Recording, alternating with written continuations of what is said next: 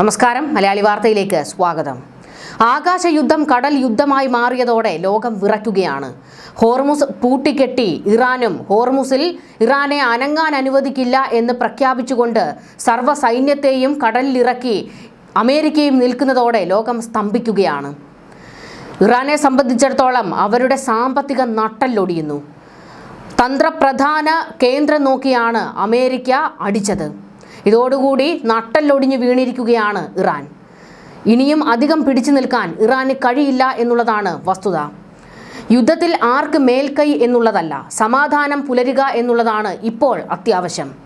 കാരണം ഇറാനെ സംബന്ധിച്ചിടത്തോളം എണ്ണ വ്യാപാരം അത് തുടരേണ്ടത് അവരുടെ ആവശ്യമാണ്. അല്ലെങ്കിൽ ആ രാജ്യം പട്ടിണിയിലേക്ക് പോകും. ഇപ്പോൾ തന്നെ പ്രതിസന്ധി രൂക്ഷമാണ് ഇറാനിൽ. മറ്റൊരു വശത്ത് നോക്കുകയാണെങ്കിൽ ഇസ്രയേലിനും അമേരിക്കയ്ക്കും ഒക്കെ പ്രതിസന്ധികളാണ്. എണ്ണ വ്യാപാരം തടസ്സപ്പെടുന്നു. എണ്ണ ഇറക്കുമതി ചെയ്യുന്ന രാജ്യങ്ങളെ മുഴുവൻ ഇത് ബാധിച്ചിരിക്കുന്നു. ലോകത്തെ മുച്ചൂടും ബാധിക്കുന്ന ഒരു വിഷയമായി ഈ യുദ്ധം മാറുന്നു. ഹോർമുസിലൊന്ന് കൈവച്ചപ്പോൾ ഇതാണ് അവസ്ഥയെങ്കിൽ മറ്റു രാജ്യങ്ങൾ കൂടി ഇരുപക്ഷവും ചേർന്ന് യുദ്ധത്തിനായി പൊട്ടിപ്പുറപ്പെട്ടാൽ എന്തായിരിക്കും ലോകത്തിൻ്റെ ഗതി? സർവനാശം. പശ്ചിമേഷ്യൻ സംഘർഷം പുതിയ ഘട്ടത്തിലേക്ക് കടക്കുകയാണ്. ഇറാനിയൻ തുറമുഖങ്ങളിലേക്കുള്ള പ്രവേശനവും അവിടെ നിന്നുള്ള കപ്പൽ ഗതാഗതവും പൂർണ്ണമായും തടഞ്ഞുകൊണ്ട് അമേരിക്ക അവരുടെ നാവിക ഉപരോധം ശക്തമാക്കിയിരിക്കുകയാണ്. മേഖലയിലേക്ക് കൂടുതൽ സൈന്യത്തെ ഇറക്കിയിരിക്കുകയാണ്. അമേരിക്കയുടെ വമ്പൻ പടക്കപ്പലുകളാണ് മേഖല വരിഞ്ഞു മുറുക്കിയിരിക്കുന്നത്. ഇറാന്റെ എണ്ണ വരുമാനം ഇല്ലാതാക്കി ആ രാജ്യത്തെ സാമ്പത്തികമായി തളർത്തുക എന്ന ഒരു നീക്കമാണ് അമേരിക്ക പുറത്തെടുത്തിരിക്കുന്നത്. ഈ ഒറ്റ ലക്ഷ്യത്തിന് വേണ്ടിയാണ് US പ്രസിഡന്റ് ഡൊണാൾഡ് ട്രംപിന്റെ നിർണായക നീക്കങ്ങൾ. ഹോർമുസ് കടലിടുക്കിന് സമീപം US പടക്കപ്പലുകൾ നിലയുറപ്പിച്ചതോടെ മേഖലയിൽ യുദ്ധസമാന സാഹചര്യം ഉടലെടുത്തിരിക്കുന്നു. ഇതിനിടെയാണ് അമേരിക്ക ഇറാൻ രണ്ടാം വട്ട ചർച്ച നടക്കുമെന്ന റിപ്പോർട്ടും പുറത്തുവരുന്നത്. ഫെബ്രുവരി 28 തുടങ്ങിയ യുദ്ധം അവസാനിപ്പിക്കാനായി പാകിസ്ഥാനിൽ നടന്ന സമാധാന ചർച്ചകൾ പരാജയപ്പെട്ടതാണ് ഉപരോധത്തിലേക്ക് കാര്യങ്ങൾ കൊണ്ടെത്തിച്ചത്.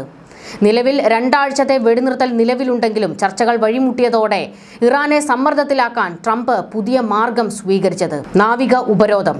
ഈ ഒരു ഘട്ടത്തിലേക്ക് അമേരിക്ക കടന്നു കഴിഞ്ഞാൽ ഉറപ്പായിട്ടും ഇറാൻ അടിപതറുമെന്ന് ട്രംപിന് അറിയാമായിരുന്നു. ഇറാന്റെ ആണവ മോഹങ്ങൾ കരുതി വരുത്തുക, ഹോർമുസ് കടലിടുക്കിലൂടെ പോകുന്ന കപ്പലുകളിൽ നിന്ന് ഇറാൻ ഈടാക്കുന്ന വൻ തുക തടയുക എന്നിവയാണ് അമേരിക്കയുടെ പ്രധാന ലക്ഷ്യം എന്ന് പറയുമ്പോഴും ഇറാനെ തണ്ടൊടിച്ചിടുക എന്നുള്ളതാണ് ട്രംപിന്റെ ഒരേ ഒരു ലക്ഷ്യമെന്നുള്ളതും എടുത്തു പറയണം.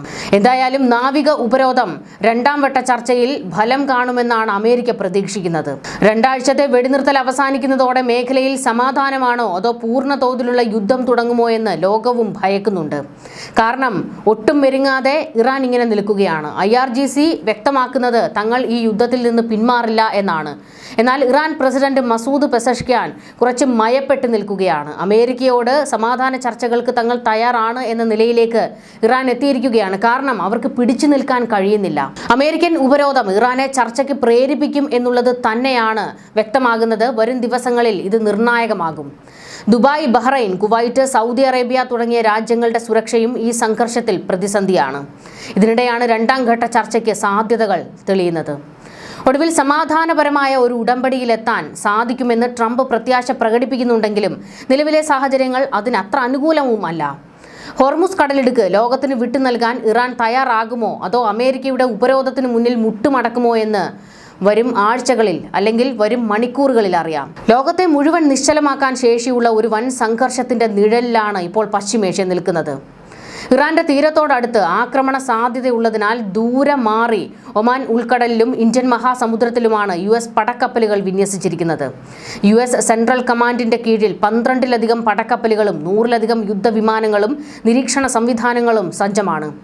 ആണവോർജം ഉപയോഗിച്ച് പ്രവർത്തിക്കുന്ന USS എബ്രഹാം ലിങ്കൺ എന്ന ഭീമൻ വിമാനവാഹിനി കപ്പൽ ഇറാൻ തീരത്ത് നിന്ന് 200 കിലോമീറ്റർ അകലെ നിലയുറപ്പിച്ചിട്ടുണ്ട്. ഇറാനിയൻ തുറമുഖങ്ങളിൽ നിന്ന് പുറപ്പെടുന്ന കപ്പലുകളെ ഉപഗ്രഹ സംവിധാനങ്ങൾ വഴിയും വാണിജ്യ ഇന്റലിജൻസ് വഴിയും US നിരീക്ഷിക്കുന്നുണ്ട്. ഈ കപ്പലുകൾ ഇന്ത്യൻ മഹാസമുദ്രത്തിലെ തുറന്ന ഭാഗങ്ങളിൽ എത്തുമ്പോൾ തടയാനോ തിരിച്ചടിക്കാനോ ആണ് സൈന്യത്തിന്റെ തീരുമാനം. ഇതിനോടകം 6 ചരക്ക് കപ്പലുകളോട് ഇറാനിയൻ തുറമുഖങ്ങളിലേക്ക് മടങ്ങാൻ ആവശ്യപ്പെട്ടതായി സെന്റകോം അറിയിച്ചു. ചില കപ്പലുകൾ ലൊക്കേഷൻ മാറ്റി കാണിക്കാൻ സ്പൂഫിംഗ് നടത്തുന്നുണ്ടെന്നും വിവരമുണ്ട്. അന്താരാഷ്ട്ര കപ്പൽ പാതകൾ തടയാൻ ഒരു രാജ്യത്തിനും അവകാശമില്ലെന്ന് അന്താരാഷ്ട്ര മാരിടൈം ഓർഗനൈസേഷൻ വ്യക്തമാക്കുന്നു. എന്നാൽ അമേരിക്കയും ഇറാനും നിലവിൽ യുദ്ധത്തിലേർപ്പെട്ടിരിക്കുന്ന കക്ഷികളായതിനാൽ അന്താരാഷ്ട്ര നിയമപ്രകാരം ഉപരോധം ഏർപ്പെടുത്താൻ അമേരിക്കയ്ക്ക് അവകാശമുണ്ടെന്ന് നിയമവിദഗ്ധർ ചൂണ്ടിക്കാട്ടുന്നു. സിവിലിയൻ കപ്പലുകളെയും മറ്റ് രാജ്യങ്ങളിലേക്കുള്ള കപ്പലുകളെയും തടയുന്നില്ലെന്നാണ് യുഎസിന്റെ നിലപാട്. ഇറാന്റെ എണ്ണയുടെ 90% വാങ്ങുന്നത് ചൈനയാണ്. അമേരിക്കയുടെ ഉപരോധം ചൈനയുടെ സമ്പദ് വ്യവസ്ഥയെ നേരിട്ട് ബാധിച്ചു തുടങ്ങിയിട്ടുണ്ട്. സമാധാന ചർച്ചകളിൽ ചൈനയെ കൂടുതൽ സജീവമാക്കാൻ ഈ സാമ്പത്തിക സമ്മർദ്ദം സഹായിക്കുമെന്ന് അമേരിക്ക കണക്കുകൂട്ടുന്നു. എന്നാൽ അമേരിക്കയുടെ നീക്കം അപകടകരവും ഉത്തരവാദിത്തരഹിതവുമാണെന്ന് ചൈന പ്രതികരിച്ചു. ലോകത്തെ ഊർജ്ജ വിതരണത്തിന്റെ 1/5 കടന്നുപോകുന്നത് ഹോർമുസ് കടലിടുക്ക് വഴിയാണ്. ഉപരോധം ശക്തമാകുന്നതോടെ അന്താരാഷ്ട്ര വിപണിയിൽ എണ്ണവില വീണ്ടും വർദ്ധിക്കുമെന്ന ആശങ്ക ശക്തമാണ്. ഇത് ആഗോളതലത്തിൽ ഇന്ധനവിലയും ചരക്ക് നീക്കവും പ്രതിസന്ധിയിലാക്കും. പെട്രോൾ, ഡീസൽ വിലയ്ക്ക് പുറമെ വളം നിർമ്മാണത്തിനാവശ്യമായ അസംസ്കൃത വസ്തുക്കളുടെ ലഭ്യതയെയും ഇത് ബാധിച്ചു തുടങ്ങിയിട്ടുണ്ട്. മിഡിൽ ഈസ്റ്റിലെ എണ്ണയെ അമിതമായി ആശ്രയിക്കുന്ന ഏഷ്യൻ രാജ്യങ്ങളിൽ ഇതിനോടകം തന്നെ ഇന്ധന പ്രതിസന്ധി രൂക്ഷമാണ്. പല രാജ്യങ്ങളും വർക്ക് ഫ്രം ഹോം രീതിയിലേക്ക് മാറാനും സർവകലാശാലകൾ നേരത്തെ അടയ്ക്കാനും ഉത്തരവിട്ട് കഴിഞ്ഞു. ഊർജ്ജ ഉപഭോഗം കുറയ്ക്കാൻ ദേശീയ അവധി പ്രഖ്യാപിക്കുന്ന സാഹചര്യം വരെ പല രാജ്യങ്ങളിലുമുണ്ട്. ബ്രിട്ടീഷ് പ്രധാനമന്ത്രി കെയർ സ്റ്റാമർ ഈ വിഷയത്തിൽ വ്യക്തമായ നിലപാട് സ്വീകരിച്ചിട്ടുണ്ട്. UK സൈന്യം ഉപരോധത്തിൽ പങ്കാളികളാകില്ല. മേഖലയിൽ ഡ്രോൺ വിരുദ്ധ പ്രവർത്തനങ്ങളിലും മൈൻ നീക്കം ചെയ്യാനും ബ്രിട്ടീഷ് നാവികസേന ഉണ്ടാകുമെങ്കിലും കപ്പലുകൾ തടയുന്ന നടപടികളിലേക്ക് കടക്കില്ല എന്നാണ് ലണ്ടൻ വ്യക്തമാക്കിയിരിക്കുന്നത്. ഭക്ഷണം, മരുന്നുകൾ തുടങ്ങിയ അവശ്യ വസ്തുക്കളുമായി പോകുന്ന കപ്പലുകളെ പരിശോധനകൾക്ക് ശേഷം കടത്തിവിടുമെന്ന് US സൈന്യം അറിയിച്ചിട്ടുണ്ട്. എന്നാൽ ഉപരോധം നീണ്ടുപോയാൽ ഇറാന്റെ ആഭ്യന്തര വിപണിയിൽ ഗോതമ്പ് ഉൾപ്പെടെയുള്ള ഭക്ഷ്യധാന്യങ്ങൾക്ക് ക്ഷാമമുണ്ടാകാൻ സാധ്യതയുണ്ട്. ഇതവിടുത്തെ സാധാരണ ജനങ്ങളെ ദുരിതത്തിലാക്കും. അമേരിക്കയുടെ നടപടിയെ കടൽ കൊള്ളയെന്നാണ് ഇറാൻ വിശേഷിപ്പിച്ചത്. ഇതിന് പകരമായി ഗൾഫ് രാജ്യങ്ങളിലെ തുറമുഖങ്ങളെ ലക്ഷ്യമിടുമെന്ന് ഇറാൻ ഭീഷണി മുഴക്കിയിട്ടുണ്ട്. കടലിടുക്കിൽ ഇറാൻ സ്ഥാപിച്ച മൈനുകൾ നീക്കം ചെയ്യുമെന്ന് ട്രംപ് പ്രഖ്യാപിച്ചത് സംഘർഷം കൂടുതൽ രൂക്ഷമാക്കാൻ ഇടയാക്കിയിട്ടുണ്ട്. ഇതുകൊണ്ട് തന്നെയാണ് ഇപ്പോൾ അമേരിക്കയുടെ പടക്കപ്പലുകൾ മേഖലയിൽ വിന്യസിച്ചിരിക്കുന്നത്. എന്തെങ്കിലും ഒരു കൈവിട്ട കളിക്ക് ഇറാൻ തുനിഞ്ഞു കഴിഞ്ഞാൽ അതിശക്തമായ ആക്രമണം പുറത്തെടുക്കാൻ തന്നെയാണ് ഇപ്പോൾ അമേരിക്ക തീരുമാനിച്ചിരിക്കുന്നത്. പ്രതിസന്ധികൾ രൂക്ഷമായി മാറിക്കൊണ്ടിരിക്കുമ്പോൾ സമാധാന ആഹ്വാനവുമായി പല രാജ്യങ്ങളും ഇപ്പോൾ രംഗത്തേക്ക് വന്നുകൊണ്ടിരിക്കുകയാണ്.